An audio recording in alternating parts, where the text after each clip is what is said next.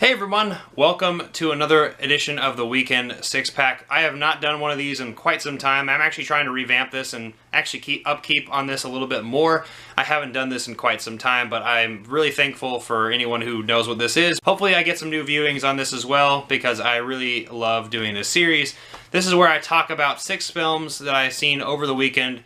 Each one of these films I've seen for the first time just recently. This is the first time I've ever viewed these movies, and I'm going to talk about each one of them and whether or not you should check out these films. I mean, honestly, you should check out all the ones I'm talking about. I'm going to go in alphabetical order. You've already probably seen the thumbnail of the video. So first and foremost, I can finally say I've seen Catch Me If You Can. This is a movie that is by Steven Spielberg, came out in 2002 with Tom Hanks and Leonardo DiCaprio. He's got Frank Abagnale Jr., who is Leonardo DiCaprio, who's more or less a really great con artist who forged a lot of checks, became like an airplane pilot, a lawyer, all sorts of things, a doctor. But he really was not qualified for any of these things. And you have Detective Tom Hanks here, Ragnetti or something like that. He always was making a joke about his actual name. Honestly, I can't believe it took me this long to watch this movie.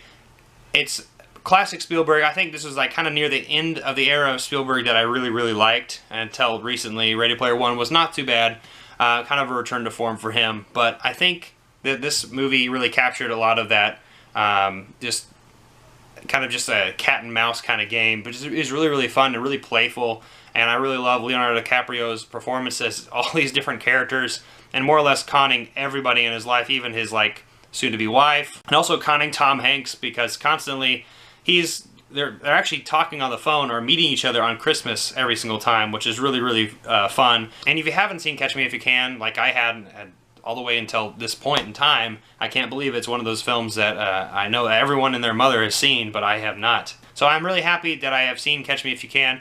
It was a really great time. I really enjoyed it. It's a classic Steven Spielberg. So let's actually move on from this movie to a movie that I actually watched last night for the first time. And that is Hearts Beat Loud. This came out earlier this year. This is with Nick Offerman and Kiersey Clemons, who is his daughter. You actually get a little bit more in depth with this movie. It's a really simple premise. You got Nick Offerman right there. He runs this record store. It's going out of business. Not really. He's just not really feeling it. His daughter's going off to college. She's going to be a doctor someday, and he is a little estranged with her because apparently his wife and her mother passed years and years ago, and you get little hints of that in the film as what happened exactly with that. But they are a little different, and they don't really see eye to eye on things. And Nick Offerman used to be in a band with his wife, and they start making music together just for fun. It's like, we haven't made music in forever, and she begrudgingly more or less agrees to that, and then he puts it up on Spotify, and it gets really famous. It gets on this like indie rock playlist. It's really cool. It's a really heartfelt film. It's just one of those indie films that I feel like not enough people really saw, because it was really limited run here in Springfield when we got it. I wasn't able to catch it, but I actually got the Blu-ray here. Actually, speaking of this Blu-ray, this actually had a fiasco apparently. Amazon got a lot of copies where it wasn't this film.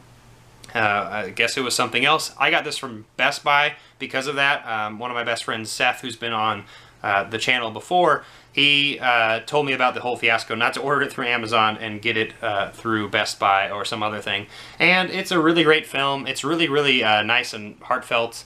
Heart beat loud. But it's also just one of these things where it's like really cheaply made.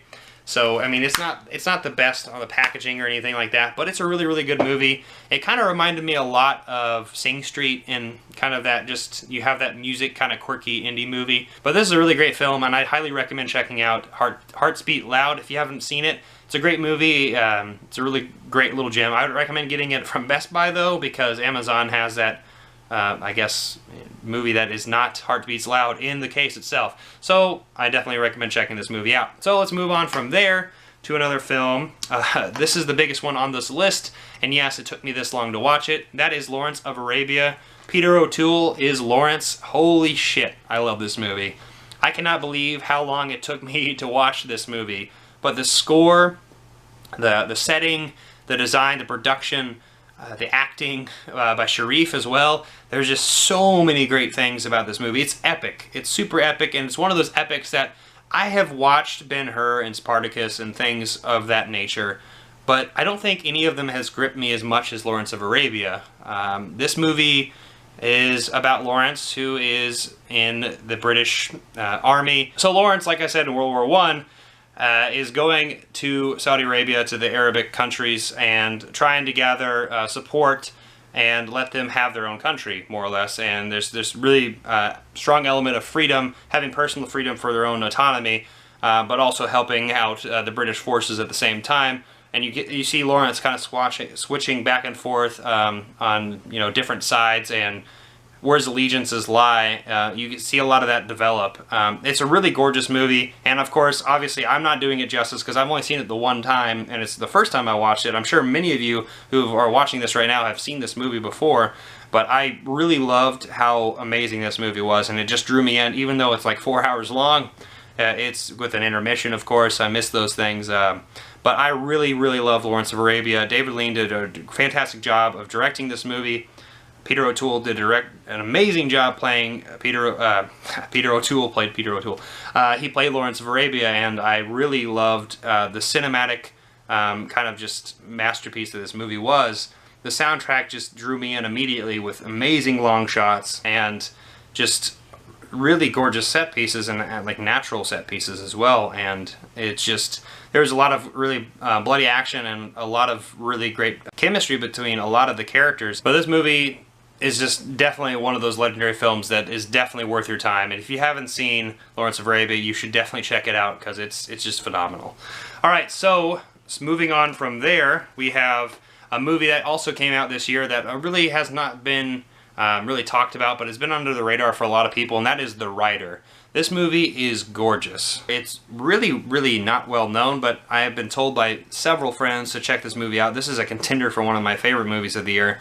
Such a simple story of a rider who has sustained an injury in a riding accident and wants to, be back into the business that he has loved, but at the same time trying to take care of his family and all the people around him, whether or not it is dangerous enough for him. Chloe is a Chinese director who went to South Dakota during the Badlands, and you worked with a lot of non-actors.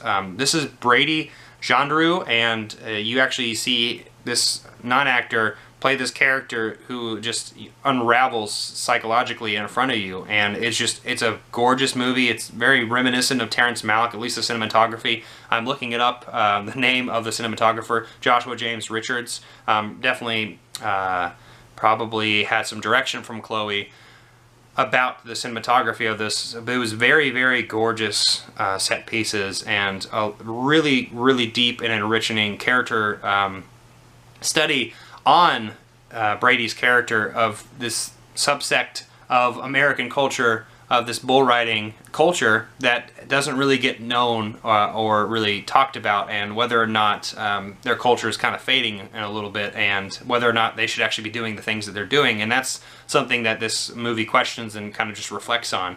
Doesn't really have anything to say per se. It's one of those little aspects of life that I think is really, really neat to kind of look into and get a perspective from, a fresh one too as well, especially from Chloe's angle, because she's coming from China, which is very, very different.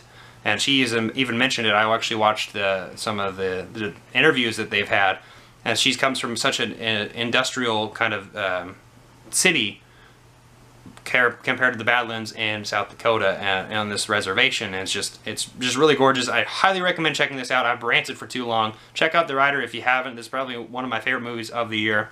Watch it if you can get a chance to. This is one of those Sony Picture Classic as well. And just like Hearts Beat Loud, it's not really the best packaging. It's definitely kind of, I can definitely tell it was kind of pasted together. But anyway, check this movie out. Alright, the last two movies on my list. The first one being a really hard movie to watch, but Sean Baker's directorial debut, Tangerine. This movie came out in 2015. This movie is as grimy and as colorful as The Florida Project, which is his latest film that he came out last year. Tangerine is about two sex workers who have sex with men and women alike. There's a lot of complicated things going on in this movie, but I want to talk about how just well designed Sean Baker, and just like, speaking of The Rider, we were talking about it a little bit earlier. It's a lot of non-actors just playing you know, their lives and their characters and their own roles. And I thought that was really, really interesting. I haven't really looked into extra features of these things to know how much some of this stuff actually is in the lives of the actors in this film, but I love how amazingly Sean works with characters that just, there's like a non-event a part of these everyday actions of this inner city. This is really disgusting kind of town with, you know, some, you know, people that we sometimes would probably find deplorable, try to avoid, but it's, you know, it's stories that like these that need to be told and also need to be understood and explored more. And just that, to me, these things like this kind of get at the heart of what humans can actually perceive other humans to be. It's not a pretty film at all. It looks pretty. It's beautifully set designed, because Sean Baker likes to have those really colorful Florida kind of like designs with lots of purples and blues and greens and, you know, and pinks and all those kind of things. And I really loved how well this movie made me kind of, you know, recoil and also at the same time understand. It's one of those films that's really, really rare. So moving on from this is the last movie I'm going to talk about after Tangerine. Is the first Academy Award winning movie, the first Oscar winning movie, Wings. I finally watched this movie. Clara Bow, who is that woman right there, is really, really famous.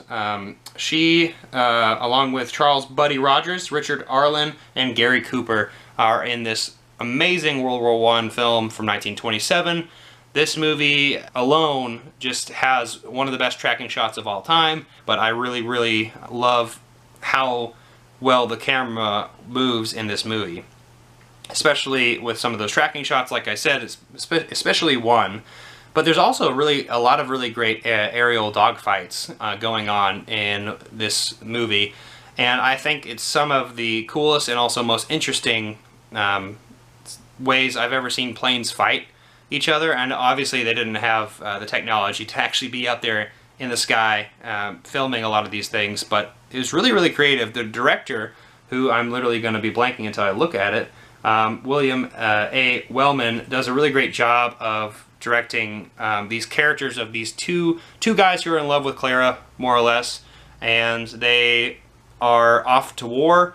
And, you know, it's one of those typical like love triangle films where, you know, she loves both of them, they both love her.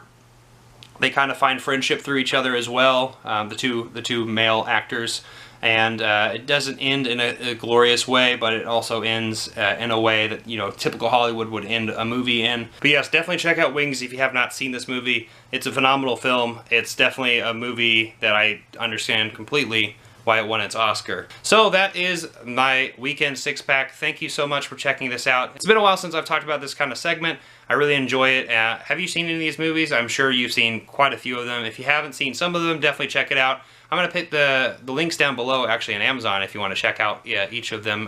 Best Buy for the Hearts Beat Loud for sure. So thank you so much for checking this video out. Don't forget to like this video, comment down below, share this video. Don't forget to subscribe, hit that notification bell, and I'll see you next time. I'm not jonesing around.